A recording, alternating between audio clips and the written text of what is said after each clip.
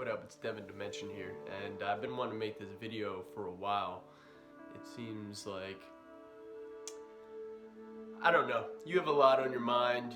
There's so many different things and different options you can do in today's age, and it can be hard getting around to certain things. But I want this channel to be a refuge or a place that spiritual seekers can go to just hear the words of someone else that is on the path and has been on the path and searching for God, searching for truth, searching for that deeper connection that I think a lot of people want. But it's interesting. I didn't think a lot about this room setup, but that's a collage of photos of my brother. And I'd say that's when my spiritual journey began, with the death of my brother.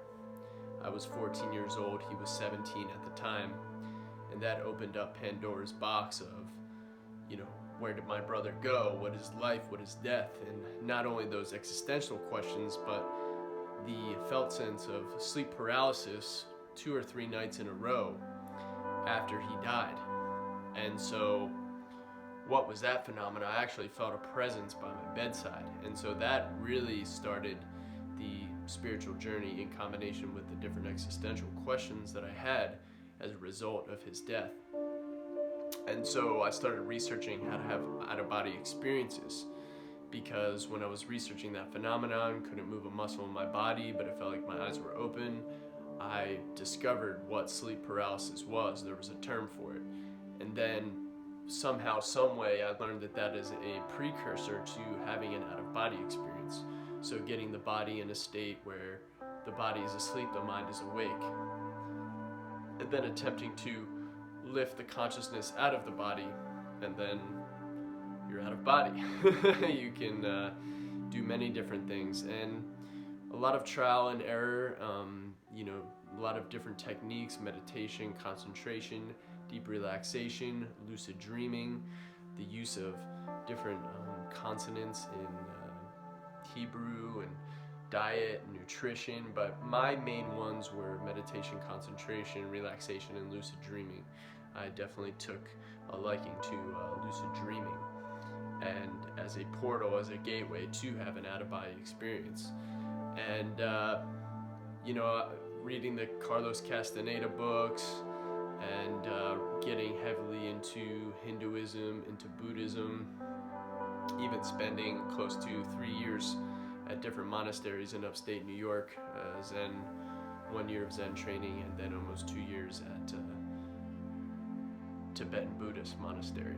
So I'm on the path still, and I've ingested a lot of material, and there is still a sense of seeking to a degree. And after all these years, coming back to Christian roots. Now, there's still a lot of investigation to be done. I'd say I know more about Buddhism and Hinduism and yoga than I do about Christianity. And so this is a new chapter for me. I kind of denied Catholicism, Christianity. It wasn't exciting to me. I found great solace in the Buddha's First Noble Truth, that life is suffering. And so I was like, wow, this great thinker came to this conclusion, and there was a universality about it, that I didn't feel alone in my pain and my suffering, after my brother had died. And,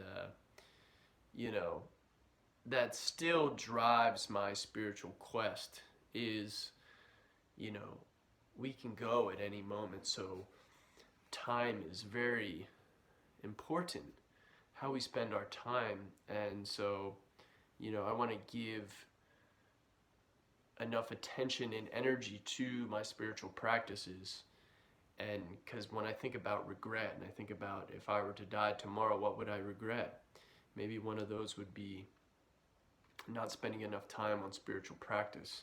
What do we mean by spiritual practice? I mean, whatever ways, whether that's walking outside, meditating in nature, that bring you closer to God, closer to Source. And, even just those two terms there, God and Source, we could dive into those. And because the word God is very loaded, you know, and religion, corruption, abuse of power. You know, it's not easy. It's not easy, and it's amazing that we have access to so many different belief systems and spiritualities, yet it can be confusing. And so, looking at the phenomenon of New Age and looking at also belief systems in their entirety, or like just looking at Hinduism, just looking at Buddhism, and even those concepts, even those labels are kind of arbitrary, because where does it end? They're not like very neat packages. We try to make them neat packages, you know, but I think a lot of them bleed into each other. And you have Native American spirituality, and when you say that, that's like, you know, you have Mayan, you have all the different North American, South American, Central American. There's thousands and thousands of different tribes, and so, you know, it can get complicated. And same thing with like Christianity. That's not easy either. There's so many different sects of Christianity, you know, and as well as Buddhism, as well as Hinduism, you know. So what do you believe in? And one, how is that affecting how you live your life? And then the question I always ask is, how is that affecting what happens to you after you die?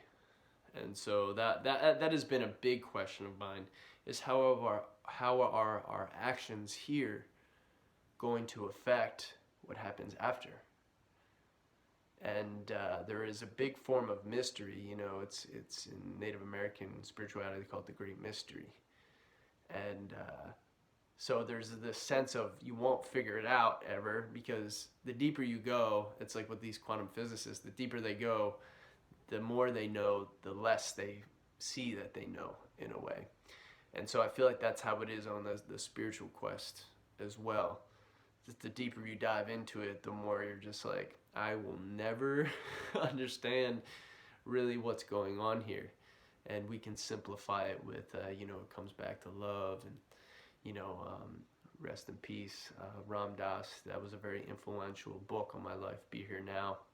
But his guru, Neem Karoli Baba, said, remember God and feed people as a way to get enlightened. And another one is to be kind 24/7 all the time to yourself and others as a way to enlightenment.